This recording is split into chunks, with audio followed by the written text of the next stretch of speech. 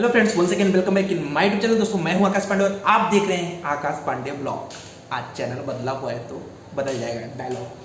चलो तो आज मैं आपको ऑटोकैड में कुछ इंपॉर्टेंट टॉपिक्स जो पढ़ने ही चाहिए, जिनको आपको पढ़ना ही पड़ेगा, उसके बारे में बताता हूं कि कौन कौन से टॉपिक पढ़ना चाहिए और साथ ही साथ कौन कौन सी कमांड्स के बारे में नॉलेज रखना बहुत जरूरी होता है, वो भी मैं आपको इस वीडियो में बताऊंगा। तो वीडियो को लास्ट तक देखना, क्योंकि आज मैं लाइव नहीं आ सकता तो मैंने सोचा आपके लिए एक वीडियो तैयार करता हूं जिसमें मैं ऑटोकैड के इंपॉर्टेंट टॉपिक्स साथ ही साथ इंपॉर्टेंट कमांड को डिस्कस करता हूं।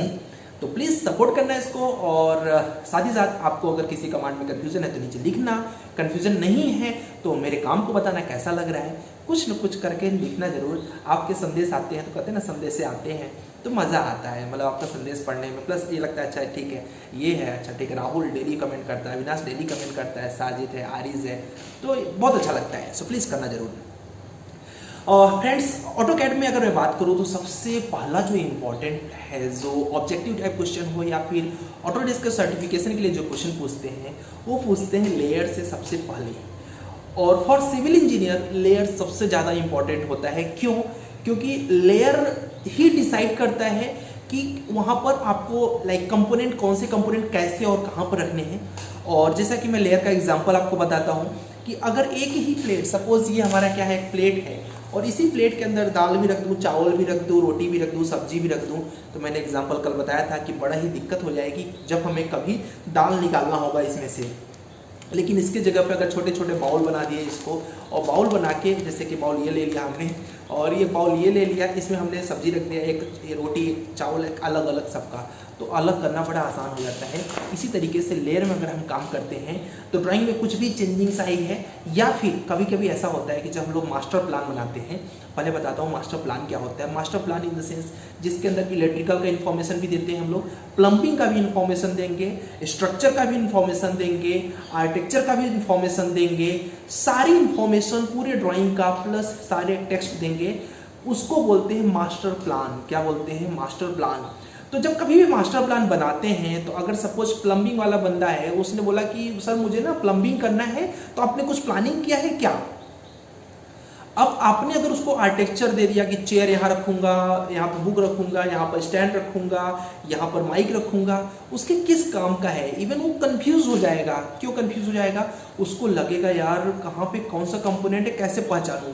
तो उसको क्या चाहिए? उसको सिर्फ वॉल दे दो और आपको कहाँ कहाँ से कनेक्शन देना है वो पॉइंट दे दो। तो बाकी सारे लेयर्स ऑफ कर दिया और वो लेयर उसको दे दिया। तो लेयर बनाना उसके लिए बड़ा ही ईजी, अब उस पर काम करना उसके लिए बड़ा ईजी हो जाता है। इसी तरीके से जब कभी इलेक्ट्रिकल वाला बंदा आया, अब इलेक्ट्रिकल वाले बंदे से क्या मतलब है कि आपने यहाँ पर क्या रखा हुआ है, उसको ये इंपॉर्टेंट है कि यहाँ पर आप लैपटॉप अगर फिक्स कर रहे हो तो इसके लिए एक चार्जिंग पॉइंट चाहिए। तो आप सिर्फ वॉल की ड्राइंग दे दो और पॉइंट्स बता दो, इलेक्ट्रिकल वाला बंदा आके ड्राइंग देख के काम करके चला जाएगा। तो ये सारे काम्स को अलग अलग अच्छे से डिफाइन करना ज़्यादा इजी रहता है। अभी स्ट्रक्चरल प्लानर है, वो देखना चाहता है आपका, सपोज मैं आपका कॉलम का पोजीशन देखना चाहता हूँ, तो आप कॉलम का पोजीशन देखने के लिए मैंने सब बंद कर दिया, सिर्फ कॉलम और वॉल दो से हमें मतलब है, हमें विंडो से क्या मतलब है, राइट? तो कॉलम हम प्रॉपर देख पाएंगे उसको। तो ये कैसे पॉसिबल है? With the help of layers. तो पहला चीज आपको लेयर अच्छे से पढ़ना पड़ेगा। दूसरा जो इंपॉर्टेंट क्वेश्चन होता है वो होता है आइसोमेट्रिक कॉन्सेप्ट से। क्यों? आपका विजुअलाइजेशन देखा जाता है कि एक मान लो टेबल है, टेबल के ऊपर चेयर है और टेबल है, और उसको अगर फ्रंट से देखेंगे तो कैसा दिखेगा, उसको हम लोग बैक से देखेंगे तो कैसा, कितना विजुअलाइजेशन आपका स्ट्रांग है। तो वो छापने के लिए इंटरव्यूअर हमेशा कैड टेस्ट देता है, और कैड टेस्ट में कुछ ड्राइंग है जो मैंने अपने वर्कबुक में दिया हुआ है। ऐसे ही कुछ ड्राइंग, मिसिंग व्यू ड्राइंग बोलते हैं इसको, मिसिंग व्यू ड्राइंग, ये मैकेनिकल सिविल दोनों में पूछा जाता है। तो ये क्लियर है आपका। तो हम ये समझ लेते हैं कि बंदा को अगर मैं कल बोलूँगा कि एलिवेशन अच्छा सा बनाओ, तो बहुत अच्छा एलिवेशन बना के दे सकता है। इसके साथ ही साथ जो इंपॉर्टेंट टॉपिक्स है इसके मतलब ऑटोकैड के अंदर, वो है ब्लॉक। अभी ब्लॉक मैंने आपको लाइव क्लास में पढ़ाया नहीं है, पढ़ाने वाला हूँ। ब्लॉक क्यों इंपॉर्टेंट है? क्योंकि आपको अगर ब्लॉक अच्छे से आता है, आपने डायनेमिक ब्लॉक और स्टैटिक ब्लॉक बना रखा है, तो अब डायनेमिक ब्लॉक क्या होता है, स्टैटिक ब्लॉक क्या होता है, बहुत से कंपनियों में पूछा जाता है। तो अगर डायनेमिक ब्लॉक बना रखा है, इस प्रोजेक्ट का ब्लॉक दूसरे प्रोजेक्ट में यूज कर लोगे, दूसरे का तीसरे में यूज कर सकते हो, तो ब्लॉक यूज करना बड़ा आसान हो जाता है। इसलिए ब्लॉक के बारे में जरूर पूछते हैं, क्योंकि कोई भी कंपनी होगी अब वो मैं सबको चेयर बार बार लगाना है, अब चेयर बार बार तो बनाएगा नहीं, वो सामने वाला क्या करेगा, पुराना चेयर को यहाँ पे फिर से लगा देगा, यहाँ वाले चेयर को दूसरी जगह कॉपी पेस्ट कर देगा, तो टाइम बचता है। तो आपसे पूछता है वो कि क्या आपको ब्लॉक के बारे में नॉलेज है क्या। स्टैटिक ब्लॉक मतलब जिसको चेंज नहीं कर सकते, उसी फाइल में काम कर सकते हो। डायनेमिक ब्लॉक मतलब उसको चेंज कर सकते हो अलग अलग। इस पे क्वेश्चन जरूर पूछते हैं। इसके बाद जो क्वेश्चन पूछते हैं वो टॉपिक अगर देखेंगे हम लोग तो 3D में ज़्यादा क्वेश्चन नहीं पूछते। क्यों? क्योंकि 3D का मैक्सिमम काम रैबिट पे या स्केचअप पे या 3ds मैक्स पे लोग करते हैं। तो 3D में अगर आपसे पूछेंगे तो जनरल इन्फॉर्मेशन पूछेंगे कि वॉल कैसे करते हैं, एक्सट्रूड कमांड से करते हैं, वो आगे आपको पढ़ाऊंगा आपको, तो इसके बारे में ज़्यादा इन्फॉर्मेशन नहीं लेंगे। हाँ, आपसे पूछेंगे कि पेपर के साइजेस बताओ, जैसे कि आपका A2 पेपर साइज है, A4 है, A3 है, A1 पेपर साइज है। तो A4 का अगर मैं पेपर साइज पूछूँ तो आप बताओगे क्या क्या होता है? वीडियो रोक दो, आप लिखो नीचे, आपको याद है क्या? तो 210x297 mm होता है। और उसके बाद आपका जो A3 होता है उसका कितना होता है? 297x594 होता है। आपको A2 का कितना होता है? 594x1189 होता है। तो ये आपको आना चाहिए कि कौन से पेपर का क्या साइज होता है, वो आपको क्लियर है क्या? तो ये क्लियर होना चाहिए आपको। पेपर के साइजेस क्लियर होने के बाद पेपर को प्रिंट कैसे करना है, प्रिंट करते टाइम उसके अलग अलग व्यूज आते हैं। तो इसमें एक कमांड होती है P स्पेस, होता है प्रिंट स्पेस। उसे क्या करते हैं, प्रिंटिंग के लिए गए थे, उससे बाहर आने के लिए कमांड होती है। इस कमांड के बारे में जनरली बहुत पूछते हैं, लोगों को क्लियर नहीं रहता है। और XRF कमांड तो ऑलराउंडर है, XRF कमांड नहीं कुछ ऐसा हो नहीं सकता। क्यों? क्योंकि XRF कमांड से ही आपको उनकी फाइलें इंपोर्ट करनी है, और आपको XRF का ही अगर नॉलेज नहीं है तो कैसे आप उनकी फाइलों को इंपोर्ट करोगे? फाइलों को इंपोर्ट करने के अलावा कई जगहों पे आपका सर्वर से अटैच रहेगा। जब बड़ी कंपनी में जाओगे तो आपका सिस्टम सर्वर से अटैच रहेगा। तो सर्वर से जब अटैच रहेगा तो XRF कमांड के थ्रू ही कनेक्ट कर लेते हैं एक दूसरे पीसीस को, सर्वर को। तो वो अगर आपको नहीं पता है तो आपको सर्वर पे, आप क्लाउड पे काम नहीं कर पाएंगे। क्लाउड पे काम करने से क्या होता है, आप यहाँ पे फाइल पे काम कर रहे हो और मैं यहाँ पे अपने घर पे बैठ के काम कर रहा हूँ, एक ही फाइल पे दोनों लोग बैठ के काम कर सकते हैं with the help of cloud. तो भी AutoCAD के अंदर सिस्टम है, तो आपको पता होना चाहिए। फिलहाल वो जब कंपनी में जाओगे, क्योंकि सर्वर के लिए 2-3 सर्वर आपको अटैच करने पड़ेंगे, तो इसके बारे में अगर क्लियर है तो बेटर है। इसके बाद आपसे पूछते हैं सेक्शन और एलिवेशन के लिए भाई क्या होता है सेक्शन, क्या होता है एलिवेशन। अब आपको पता होना चाहिए सेक्शन मतलब कहीं से भी कट कर दिया तो that is section. Section line कैसे होती है, एक बड़ी एक छोटी, एक छोटी एक बड़ी, ऐसे। तो क्या होता है कि सेक्शन लाइन आप पहचान पाओ, और साथ ही साथ सेक्शन लाइन जहाँ पे जैसा ड्रॉ करना है वैसा ही ड्रॉ करो, वैसा आपको दिखाना पड़ेगा। और एलिवेशन क्या होता है, एलिवेशन इन द सेंस जहाँ का भी लुक चाहिए सामने से खड़े होगे कैसा विजुअलाइज होगा, बस ये अगर इमेजिन आपके अंदर हो रही है तो आपको एलिवेशन आप बना जाओगे। तो एलिवेशन के बारे में कभी कभी दे देते हैं, ड्रॉ करके दिखाओ एलिवेशंस को। अगर आपको आता है तो वेल एंड गुड, नहीं आता है तो एलिवेशन और सेक्शन की ढेर सारी प्रैक्टिस कर लेना। मेरी लाइव क्लास में मैं उसकी प्रैक्टिस कराऊंगा, सो डोंट वरी, उसको भी हम लोग देखेंगे कि क्या होता है। अब काम करते करते कुछ कमांड्स के बारे में डिस्कस कर लेते हैं कि कुछ काम करते करते ऐसी कमांड होती है जिनको हमको करना ही पड़ता है। जैसे कभी कभी मेरे पास फाइल आता है और जैसे मैं लैपटॉप पे डाउनलोड करता हूँ तो आपकी AutoCAD की फाइल 10 MB की 20 MB की हो जाती है, पूरा लैपटॉप हैंग करने लगता है। You know why? क्यों हैंग करता है? तो हैंग इसलिए करता है क्योंकि फाइल में बहुत सी अनवांटेड फाइल्स आ चुकी हैं। मतलब कई ढेर सारी लाइनें आ जाती हैं, कई ढेर सारी लेयर एक्स्ट्रा बन जाते हैं। आप ही बना लेते हो, यूज़ में नहीं रहते वो बने रहते हैं, उसे फाइल आपकी बड़ी हुई रहती है। तो जैसे ही आप वहाँ पर पर्ज कमांड लिखोगे, PUR करोगे पर्ज कमांड, तो वहाँ पे क्या होगा कि वहाँ पे पूछेगा पर्ज ऑल। अगर आप करते हो पर्ज ऑल तो जितनी भी अनवांटेड फाइलें जो कि आपके यूज में नहीं है अपने आप रिमूव हो जाती हैं। तो ये कमांड आपको क्या करता है, आपकी हैवी फाइल को छोटा कर देता है, आपका लैपटॉप हैंग करना बंद कर देता है। एक कमांड और है इसी के साथ, जब हम लोग काम करते हैं तो कई जगहों पे डबल लाइन्स हो जाती है। ठीक है, डबल लाइन मतलब एक लाइन खींचा उसके बाद दूसरी लाइन, दूसरी लाइन के बाद तीसरी लाइन आ जाती है। तो इसमें प्रॉब्लम आती है लोगों को डबल लाइन ट्रिपल लाइन में। तो ये प्रॉब्लम ना आए इसके लिए सबसे बेस्ट सोल्यूशन क्या होता है, आप पूरा प्लान कर लो। इसके बाद एक कमांड होती है, OB शॉर्टकट की होती है, उसकी ओवरकिल कमांड होती है। जैसे ओवरकिल कर दोगे तो जितनी भी डबल लाइनें होंगी, मैं थोड़ा तेज बोलता हूँ, मतलब जल्दी जल्दी बोलता हूँ, तो चाहो तो स्पीड स्लो कर लो। और मैं कोशिश करता हूँ धीरे बोलने की, बट मेरी आदत नहीं है यार, सॉरी। तो OB कमांड जो होती है, ओवरकिल कमांड, वो क्या करती है, सारी जो भी डबल लाइन्स रहती है उनको डिलीट कर देता है। डबल लाइन्स को आपके लिए काफ़ी हेल्पफुल हो जाता है कि चलो ठीक है, अभी रिमूव हो जाती हैं सारी की सारी डबल लाइनें।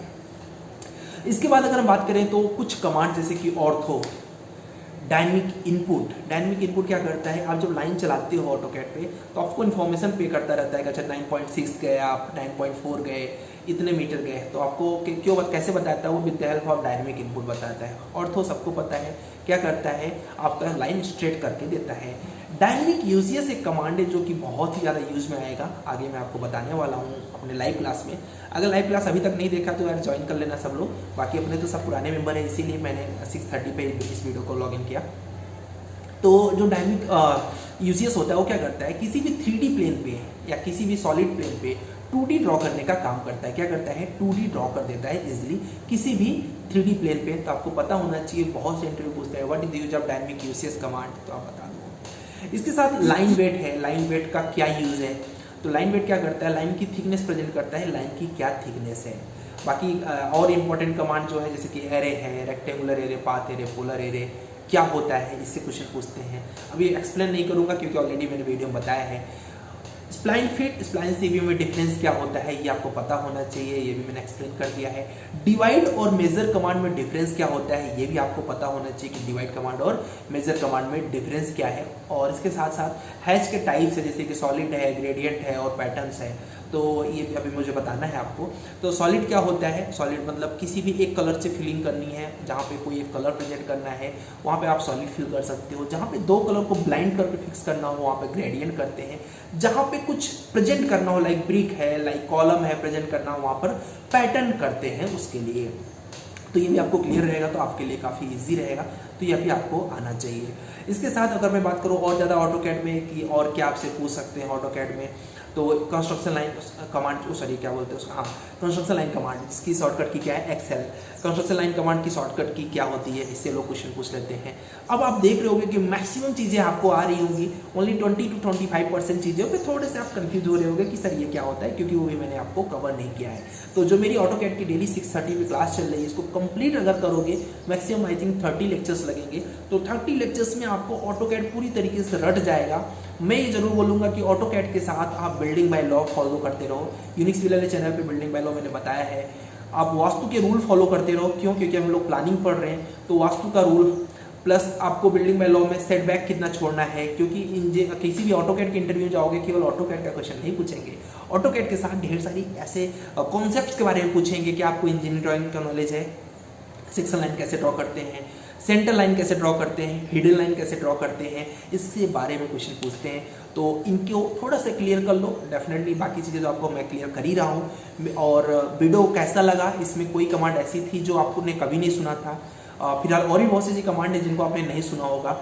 डाटा एक्सट्रैक्शन वो क्या करता है, वो कमांड करता है BOQ को फाइंड करता है, बिल ऑफ क्वांटिटी को फाइंड करता है, जो मैं आगे आपको पढ़ाऊँगा किस तरीके से करता है। और इसके बाद एक और कमांड आपने नहीं सुना, वैसे तो क्या बोलते हैं, जैसे कि आपने पैटर्न किया, डिवाइड कमांड लिया, डिवाइड कमांड लेने के बाद आपको पॉइंट्स जो जनरेट होते हैं वो दिखते नहीं है पॉइंट्स, तो कैसे दिखेंगे ये आपको पता होना चाहिए कि पॉइंट स्टाइल किस तरीके से चेंज करेंगे। यूटिलिटीज़ पे जाते हैं, वहाँ से पॉइंट स्टाइल चेंज करते हैं बहुत ईजिली। फ्रीज और ऑन ऑफ में डिफरेंस क्या होता है, लेयर के अंदर की बहुत ही सॉलिड क्वेश्चन है। फ्रीज और ऑन ऑफ में डिफरेंस क्या होता है ये आपको पता होना चाहिए।